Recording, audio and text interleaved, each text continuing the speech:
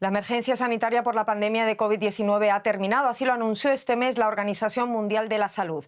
No hay emergencia sanitaria, pero sí dudas e incógnitas sobre el proceso de ensayos clínicos.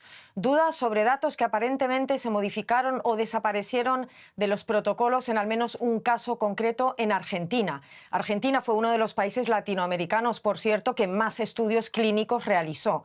4.500 voluntarios participaron en el año 2020 en un ensayo que se realizó en el Hospital Militar Central para evaluar la seguridad y la eficacia de la vacuna contra el COVID de BioNTech Pfizer.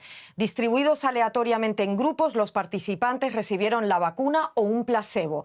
Uno de esos voluntarios fue el abogado penalista argentino Augusto Germán Rú. Su testimonio y sus investigaciones de los últimos 3 años han hecho saltar algunas alarmas. Augusto, bienvenido a nuestra entrevista de la semana aquí en DW.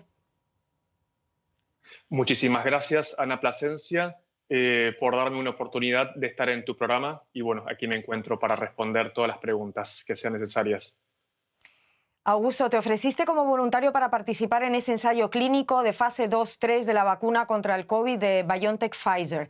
Tras la segunda inyección desarrollaste efectos adversos severos que llevaron a tu ingreso en el Hospital Alemán de Buenos Aires. ¿Cuál fue el diagnóstico y cómo fuiste tratado allí? Fui, digamos, tratado con cierta parcialidad por las intervenciones irregulares que fueron, digamos, efectuadas por el equipo médico del ensayo clínico perteneciente al Hospital Militar. Y el diagnóstico definitivo fue que sufrí una pericarditis aguda, cuya causa probable fue un efecto adverso a la vacunación, al igual que otros participantes que fueron ingresados en el Hospital Alemán en esas fechas. ¿A qué te refieres con actividades irregulares de ese equipo médico del ensayo clínico? Que se descubrieron con posterioridad a través de pedidos de informes de acceso a la información pública al Ministerio de Defensa, más al Hospital Militar, quien era el encargado de coordinar estos estudios, donde se detectaron comunicaciones irregulares del equipo de investigación, donde daban órdenes al equipo médico del Hospital Alemán sobre qué tipo de atención yo debía recibir o qué tipo de estudios se debían realizar para el diagnóstico, algo que se considera como una grave violación al protocolo que fue denunciada ante las autoridades argentinas. Esa presunta violación al protocolo supongo que te llevó a presentar una denuncia ante el ente regulador de medicamentos en Argentina, la ANMAT, así se llama. Enviaste un pedido de informes al Parlamento argentino que recayó a su vez en la Comisión de Asuntos Constitucionales. ¿Cuál era tu intención concreta y cuál fue la respuesta del Parlamento? La respuesta del Parlamento diría que fue casi nula, salvo por la intervención del diputado y actual vicepresidente de la Comisión de Salud de la Honorable Cámara de Diputados, es decir, el Parlamento argentino, quien suscribió varios pedidos de informes al ente regulador ANMAT sobre la denuncia que yo había presentado y con pedidos de aclaraciones al Ministerio de Salud de la Nación, pero todos estos intentos fueron infructuosos, dado que se intentó evitar dar algún tipo de respuesta o aclarar la situación de la denuncia sobre las violaciones a los protocolos, los cuales ya comenzaron a mostrar ciertas aristas de fraude o de irregularidades en el ejercicio de investigación por parte de los investigadores. Y la conclusión final es que las autoridades argentinas, tanto la ANMAT como el Ministerio de Salud, no quieren dar respuesta alguna a hechos que son sumamente claros y que están documentados tanto en Estados Unidos como en Argentina. Háblame de esos hechos, por favor. ¿Tuviste tu acceso a esos documentos, a esos protocolos? ¿Dónde estaban las irregularidades? En principio, a través de comunicaciones telefónicas que mantuve con el equipo de investigación, entre ellos el director de investigaciones clínicas, el doctor Diego Wapner, ya en septiembre del 2020, él manifestó la registración de un fallecido en el mismo nosocomio u hospital donde estuvo internado, que falleció de un infarto de miocardio, sin dar importancia si era el grupo de placebo o de vacuna. Y los informes que con posterioridad el diputado Mansi envió hacia el ente regulador, es decir, la ATMAT, que es como la FDA o la EMA en Argentina. Ellos contestaban repetidamente la no registración de ningún tipo de fallecido dentro del ensayo clínico, lo cual manifiesta una irregularidad extremadamente grave, dado que el equipo de investigación debe certificar, digamos, certificar como si fuera un escribano mediante un acta, la existencia de que supuestamente no hubo fallecidos, cuando en realidad incluso después de pedidos de informes que se hicieron ante Estados Unidos, estos fallecidos en Argentina ocurrieron, pero no fueron registrados debidamente. Eso con un conjunto de irregularidades que investigó el Ministerio de Salud de la Ciudad de Buenos Aires, del cual únicamente controlaba el Comité de Ética, era su único campo de acción, del cual detectaron enormes y catastróficas irregularidades durante el proceso de investigación clínico. Vamos a ver, tras tu denuncia ante el organismo regulador de Argentina, ANMAT, se realizó una auditoría al Comité de Ética del Hospital Militar Central. Es donde se realizó ese ensayo clínico. ¿No demuestra esto que las autoridades de alguna manera estaban pendientes? No solamente estaban pendientes, sino que tenían conocimiento absoluto del total de las graves irregularidades que estaban ocurriendo dentro del ensayo clínico. Es decir, que fueron certificados por autoridad competente. No es algo que diga yo Vox Populi como abogado e investigador, sino que esto fue realizado por el ente que debía controlar, digamos, con claridad, que no existiesen violaciones al protocolo, el ensayo clínico. Sin embargo, fueron tan graves las irregularidades que en el mes de marzo del 2021 y por 90 días, el Comité de Ética fue suspendido luego de la finalización de esta auditoría por lo que se llama conformidades, que son extremadamente graves, que no son salvables tampoco, de lo cual entiendo esto debió haber sido comunicado directamente a la justicia o al Ministerio Público Fiscal para que dé curso una investigación en lo penal. Y acá quiero hacer algo hincapié muy importante. Mientras estaba negociando la compra de esta vacuna y las autoridades políticas de todos los partidos en Argentina se estaba debatiendo la compra con esta farmacéutica, Pfizer-BioNTech, los medios no informaron esta resolución que fue publicada en el boletín oficial, lo cual considero un hecho sumamente grave respecto a la censura y la libertad de expresión en Argentina, porque el hecho en sí era un tópico ante la sociedad, y el hecho de que no se haya comprado o negociado debidamente la compra con esta farmacéutica pudo haberse debido a falencias enormemente graves durante el ensayo clínico, que por lo cual su resultado, las autoridades gubernamentales podrían haber no decidido adquirir la compra de estas vacunas por estas falencias casualmente que menciono. Y esas falencias graves que mencionas son esa falta de fallecidos en los registros. Me pregunto, ¿tus efectos adversos se registraron en los protocolos? ¿Quedó claro que estaban vinculados con la vacuna?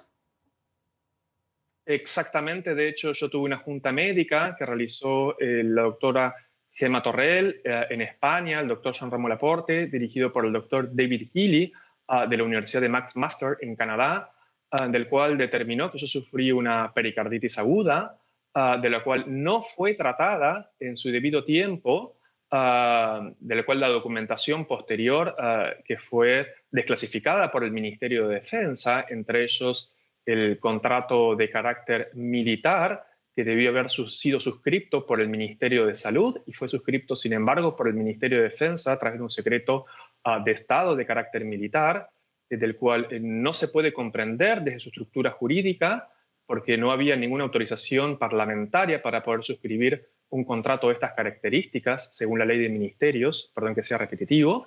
Déjame hacer hincapié en eso, si me permites. Vamos a ver, el hospital militar, dices que coordinó esos ensayos a través de un contrato militar. ¿Qué tipo de contrato era ese? ¿Lo sabes? Un convenio de mutua cooperación que la República Argentina ha suscrito históricamente para compra de armamento militar, intercambio de información referidos, digamos, a ataques extranjeros, terrorismo, etcétera, etcétera, etcétera, del cual entiendo que no corresponde realizar un ensayo clínico que es de carácter civil bajo la órbita del Ministerio de Defensa, simplemente porque el Ministerio de Defensa está preparado para casualmente defender a la patria, a la Argentina, de un ataque exterior, y es una situación extremadamente sensible que en una investigación clínica se suscriban este tipo de instrumentos bajo la órbita de un secreto de Estado de carácter militar, porque entiendo que debe debatirse y no corresponde. No lo quiero valorar, pero Augusto, estando en una situación de emergencia sanitaria, ¿no puede ser quizás una justificación para ello? El problema que hemos detectado, que no solamente se han suscriptos este tipo de contratos durante la pandemia, sino que tenemos evidencias de que se han suscrito este tipo de contratos hace 20 años. Así que esto no sería una novedad.